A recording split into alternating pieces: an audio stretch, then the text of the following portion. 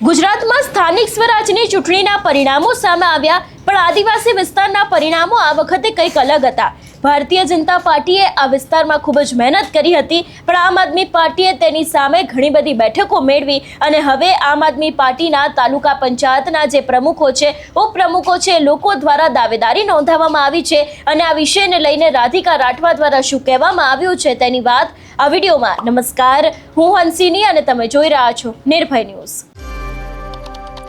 સ્થાનિક સ્વરાજની ચૂંટણીમાં નાયબ મુખ્યમંત્રીથી લઈને ઘણા બધા એવા મંત્રીઓ છે કે જે લોકો આદિવાસી વિસ્તારમાં કામે લાગ્યા હતા, પ્રચાર પ્રસાર ખૂબ જ કરવામાં આવ્યા હતા, પણ એની જ સામે આદિવાસી વિસ્તારમાં જે રીતે ચૈતર વસાવાને આમ આદમી પાર્ટીએ પોતાનો વ્યાપ વધાર્યો છે તેની જ અસર પરિણામમાં જોવા મળી। આ વખતે ઘણી બધી એવી બેઠકો છે, તાલુકા પંચાયત છે કે જેમાં ભારતીય જનતા પાર્ટી નહીં પરંતુ આમ આદમી પાર્ટીના સદસ્ય જીત્યા છે। ત્યારે હવે વાત કરવામાં આવે આ વખતની તાલુકાની 26 બેઠકોમાં 17 બેઠકો આમ આદમી પાર્ટીના ઉમેદવાર જીત્યા હતા।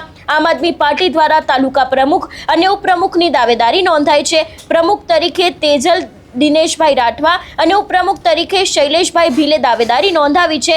કવાંટ તાલુકા વિકાસ અધિકારી અને ડીઓ આનંદ પરમારની અધ્યક્ષતામાં પ્રમુખ અને ઉપપ્રમુખના ફોર્મ સ્વીકારવામાં આવ્યા છે અને આજ સમગ્ર મામલે આપ નેતા રાધિકા રાઠવા દ્વારા પ્રતિક્રિયા પણ આપવામાં આવી છે। વધુમાં આ વિષયને લઈને રાધિકા રાઠવાએ શું કહ્યું તે સાંભળીએ।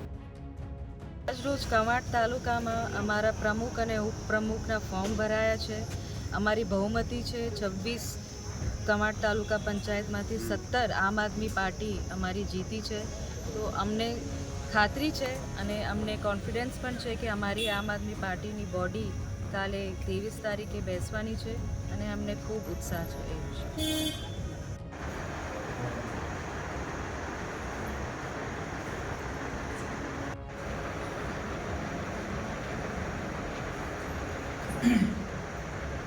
પછી મારા માંગવા બાજુ કોણ ખાલી થોડા જણ દેખાય નાના વાંધો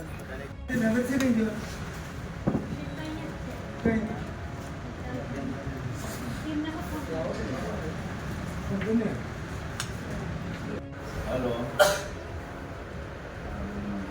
હવે 25 હા 25 તારીખે આપણે પાનવડ પ્રોગ્રામ છે દત્તિયામાં આપણને એક તરફ અત્યારે હાલ આદિવાસી વિસ્તારની રાજનીતિ ગરમાઈ રહી છે। ગઈકાલે આપણે જોયું હતું કે ચૈતર વસાવાનું પણ આ સમગ્ર મામલે નિવેદન સામે આવ્યું હતું, જેમાં ડેડિયાપાડાના જે પ્રમુખો છે એને લઈને વાત કરવામાં આવી હતી અને હવે આ સમગ્ર મામલે આમ આદમી પાર્ટીના જે રાધિકા રાઠવા છે એમના દ્વારા પણ વાત કરવામાં આવી છે, કારણ કે લગભગ જે તાલુકાની 26 બેઠકો છે એમાંથી 17 જેટલી બેઠકો છે તે આમ આદમી પાર્ટીએ જીતી છે, તેમના ઉમેદવારો જીત્યા છે અને એના જ કારણે અત્યારે હાલ આમ આદમી પાર્ટી દ્વારા તાલુકાના પ્રમુખો અને ઉપપ્રમુખ છે એ લોકો ની દાવેદારી નોંધવામાં આવી છે અને કવાંટ તાલુકાના વિકાસના અધિકારી અને જે બીજા લોકો છે એ લોકોની અધ્યક્ષતામાં પ્રમુખ અને ઉપપ્રમુખના ફોર્મ છે તેને પણ સ્વીકારવામાં આવ્યા છે। એટલે હવે આ સમગ્ર મામલે રાધિકા રાઠવા દ્વારા પણ કહેવામાં આવ્યું છે કે 23 તારીખે તે લોકોની બોડી છે તે બની શકે છે અને આદિવાસી વિસ્તારનું રાજકારણ આમ પણ છેલ્લા ઘણા સમયથી ગરમાયેલું જોવા મળ્યું હતું। ભારતીય જનતા પાર્ટીએ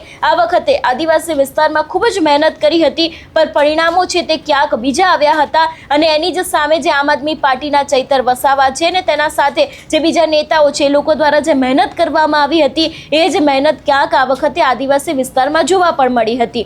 આ વિષયને લઈને તમારો શું અભિપ્રાય છે અમને કમેન્ટ કરીને ચોક્કસથી જણાવજો। તેની સાથે અમારી ચેનલ નિર્ભય ન્યૂઝને લાઇક, શેર અને સબસ્ક્રાઇબ કરવાનું ભૂલશો નહીં। નમસ્કાર।